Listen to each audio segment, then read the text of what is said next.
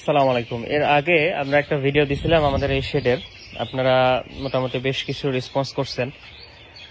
একটু যদি আপডেট বলি, আমাদের এর আগে বলছিলাম যে আমাদের এখানে টোটাল 5,000 মুরগি ছিল। সামনে যে মুরগিগুলো ছিল এগুলো আমরা এই যে 2 নম্বর শেডে আমরা ট্রান্সফার করে দিছি। এই হয়তো বা বোঝা যাচ্ছে মুরগিগুলো, আর একটু দেখাই। হ্যাঁ, এই তো মুরগিগুলো পাশে আমরা ট্রান্সফার করে দিছি। ওই পাশে আমাদের 3,000 মুরগি চলে গেছে, এখানে আর 2,000 মুরগি আছে। তো আগের ভিডিওটাতে আপনারা অনেকেই জানতে চাইছিলেন যে আমরা আসলে আমাদের শেডটা কিভাবে করছি, কত টাকা দিয়ে শেড করছি, কিভাবে কি একটা ডিটেলস জানাতে চাইছিলেন। তো এটা নিয়েই আসলে আজকের ভিডিওটা। আমাদের টোটাল শেড লেন্থ হচ্ছে, দৈর্ঘ্য হচ্ছে 150 ফিট, প্রস্থ হচ্ছে 25 ফিট, টোটাল 39 স্কোয়ার ফিটের মতো জায়গা। এবং এটাতে আমরা ফ্লোরে আমরা মাচা সিস্টেম করছি। মাচা সিস্টেমের আসলে একটু এই দুইটা উঠাও তো, একটু দেখাই। পা আর একটু ফাঁকা করতে হবে। হ্যাঁ হ্যাঁ,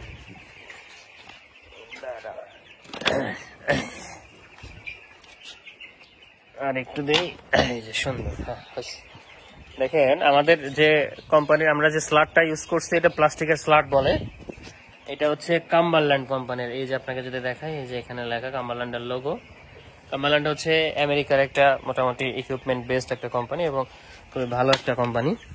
তো এইখানে আমরা যেটা করছি, আমাদের স্লাটটা হচ্ছে যে এরকম খাঁজ কাটা থাকে, যেমন এই যে এখানে একটা খাঁজ আছে, তারপর পরবর্তী যে এই পাশে স্লাটটা যেটা আছে এটা তো একটা খাঁজ আছে।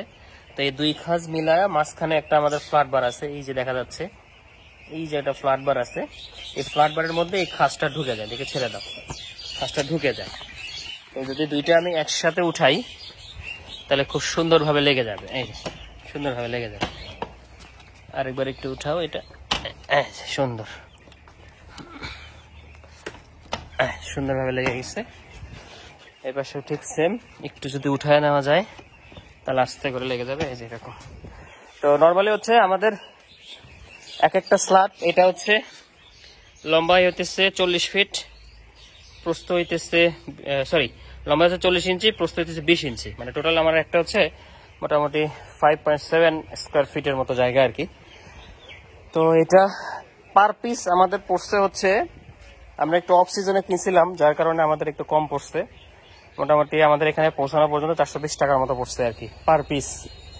তো এখানে ফুল শেডে আমাদের প্রায় 740টার মতো স্ল্যাট আমাদের লাগছে আর কি। আর ফুল এরিয়া জুড়ে আমাদের ফ্ল্যাট বার, যেমন যদি দেখাই, এই এরিয়া জুড়ে পুরোটা আমাদের ফ্ল্যাট বার চলে গেছে। এরকম 16টা ফ্ল্যাট বারের লাইন আছে আমাদের।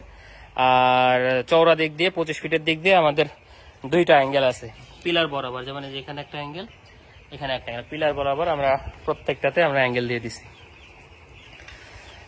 তো আমাদের মোটামুটি ভাবে এটাতে খরচ যদি বলি, আমাদের শুধুমাত্র ফ্লোর যেটা আছে, ফ্লোরে আমাদের প্রায় 7.5-8 লাখ টাকার মতো গেছে আর কি। একদম অ্যাকুরেটলি বলতে পারতেছি না, ওইটা মনে নাই, বাট আমাদের 7.5-8 লাখ টাকার মতো খরচ গেছে। আর এটা হচ্ছে আমাদের ওই ফ্ল্যাট বার সহ। আর টোটাল শেড যেটা আছে, টোটাল শেডে আমাদের খরচ গেছে প্রায় 18 লাখ টাকার মতো, ফুল ফেজ একদম।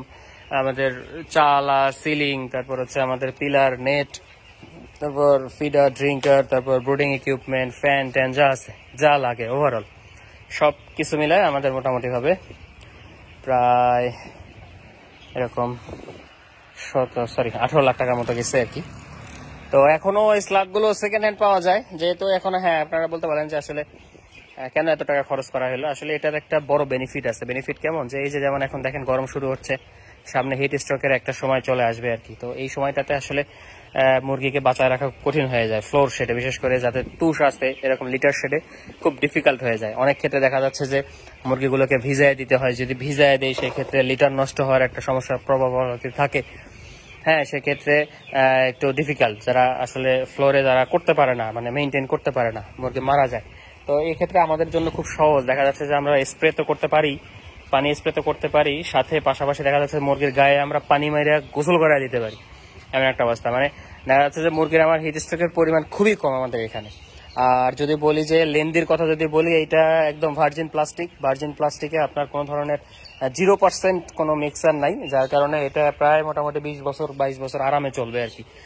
আর কিছু কিছু প্লাস্টিক আছে যেগুলো কালারফুল, এগুলো আসলে ভার্জিন প্লাস্টিক না, এগুলোতে মিক্সড প্লাস্টিক থাকে। মিক্সড প্লাস্টিক থাকার কারণে দেখা গেছে যে অনেক ভঙ্গুর হয় এগুলো।